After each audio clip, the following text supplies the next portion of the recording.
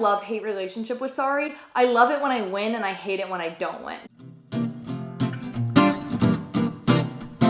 Hello everyone and welcome back for another Tier List Friday video. It's Elizabeth. To coincide with my Monday video, I decided I wanted to rank board games today. I'll tell you right now, I'm a very competitive person. When I was little on Saturdays, I would line up board games along the hallway and then my parents and I would just have to play board game after board game. I'm very excited to look at this tier list, so I think we should just jump right into it. So we have S, A, B, C, D, haven't played. Now there's a lot of games on this tier list, so I wanna really just touch upon the ones that really bring you back to childhood. And also there's a couple new games here that I just recently played. The first time ever I played Exploding Kittens on my birthday, and I just want to say, even though I hate cats and I hate kittens, it has nothing to do with the game, and I give it B. It's a good little card game. You can't tell who's gonna win throughout the whole thing. It's a little bit of luck, a little bit of strategy. I like that mix. It's all fun and games. But for me, is it really all fun and games? It never kind of is. At the end of the day, I genuinely have to talk myself down. Elizabeth, you didn't win this game, and it's okay. It's okay you didn't win every single game you've ever played ever. It's very difficult for me. I mean, if we're going for life or death here,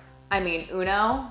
Come on. Have you ever played a game of Uno and everyone's been happy at the end? I feel like Uno is fight to the death. Also, have any of y'all seen Uno's Twitter account and how they're always commenting on the rules of their game and saying, oh no, that's not actually how this works. That's not how this works. And people are up in arms listen, Uno, you don't get to tell me what rules there are and aren't for your game. And people are really intense about it, as am I. Wow, Othello?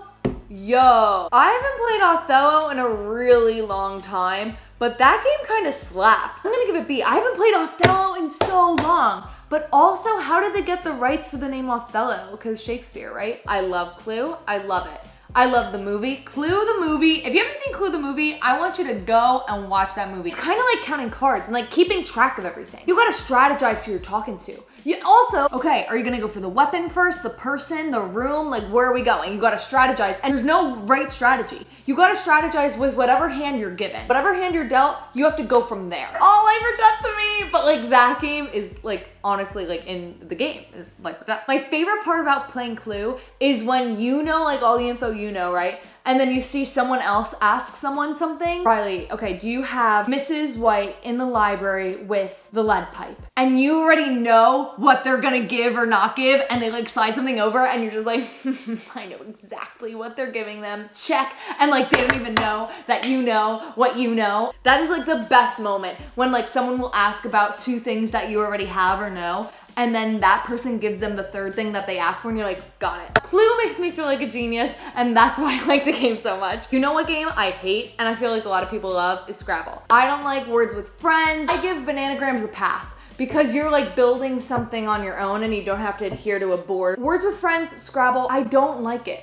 I feel confined, can't get behind building your own freaking crossword puzzle. I didn't personally play this game, but I watched people play this game, Ticket to Ride. I give it C because number one, I didn't actually experience the game. It seems like a pretty fun game, but it also seems very long. I have to say, where's Monopoly on here? I love Monopoly. I'm a big fan, big fan. It ruins friendships. It also is the longest game. Ticket to Ride is very long, Monopoly very long. I gotta give Monopoly C, honestly. Well, okay, it is based on the Atlantic City Boardwalk. So B? We give it B for the locations, for the actual cards. Also, when you're a kid playing, you don't know what's going on. I played Monopoly growing up. Mortgages?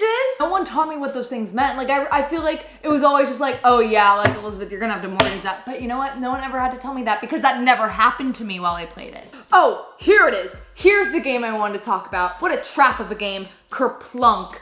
D. And you know what? I loved Kerplunk growing up. I did. The setup. Let's talk about it. The cylinder. You have to put all of these freaking sticks in the holes. It's so time consuming. It's so tedious. And then you put all the marbles in or whatever. And basically, if you've never played Kerplunk, you take out all the sticks and then whoever drops the marbles, whoever has the most marbles at the end, they're the ones who lose. The thing about that game is it's not take a stick out and a marble falls. You take a stick out, someone gets 2 or 3 marbles. Everyone takes sticks out until someone eventually takes one stick out and all of the marbles fall and that person loses. It sucks. Meanwhile, a similar game to Kerplunk is Jenga, and Jenga I gotta give A. If there is a Jenga present in a 10-foot radius of me, I'm gonna wanna play it. The big Jenga, so much fun for a backyard barbecue.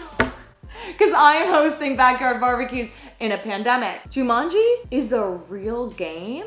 I haven't played it, but probably never will. Who actually plays that game and is not terrified? I know that it would never happen in real life, but there's that thought in the back of my head of, well, is it gonna be like the movie? What came first, the movie or the game? Catch Race is also another fun like picnic barbecue game. I kind of want to give it A. Like if you have 10 people playing Catch Race and there's 5 people per team, hell yes. Sorry was like kind of up there for my family growing up. Sorry was kind of it. 2 people playing, it's a little weird, and it only goes up to 4 people, so you have 3 or 4 people playing the game. You could be in the lead of that game, and then everything's taken away from you. Operation D, bad. Who likes playing Operation? Operation is a test of patience, and also a test of if you should be a doctor. If you don't like Operation, you probably shouldn't be a doctor growing up. Hey, that's actually a really good test. Using board games to try and figure out what your kid should do growing up. They hate Operation, they're too impatient, they're buzzing it too much. You know what? They're not cut out to be a doctor. Someone who's like really tedious and like, oh yeah, Operation, that's my go-to game.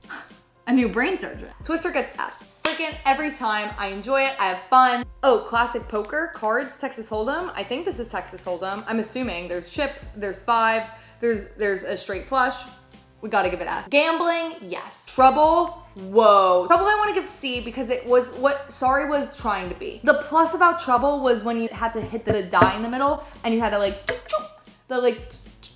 you know what I'm talking about? Apples to Apples used to be fun. It's not really fun anymore. I wanna give it C, Cards Against Humanity B, because it's not as fun as everyone makes it seem. Does anyone else feel a little awkward when someone isn't winning Cards Against Humanity? I'm not saying that I've ever felt this way. You know, when you're playing Cards Against Humanity and some people have like 20 cards and then someone has like 2 cards, like don't you feel like embarrassed or like a little sad for that person, for yourself even sometimes? If you're playing with a mixed group of people and you're just like, I don't know that person's humor, I don't know that person's humor. Sometimes the judging is a little off. Cards Against Humanity isn't all it's cracked up to be. Trivial Pursuit is too hard, C. There's no one who knows all that trivia. Like you're playing Jeopardy with normal people. And I'm smart, but Trivial Pursuit is very, very difficult. Yahtzee. That's the one I want to end on. I love Yahtzee. Yahtzee gets A for me. Yahtzee is literally 90% luck, 10% strategy. I love the chaos of Yahtzee. Kind of is like poker because you're trying to get the like things that are going on in poker. When you get Yahtzee, that's the best feeling in the world. Hell yeah. I haven't played a classic board game in a minute and I really want to play one. Like this video if you enjoyed it. Comment down below what other tier list videos you want to see me do or what other videos you want to see me do in quarantine.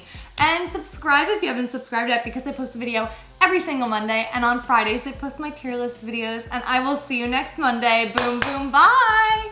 Woo.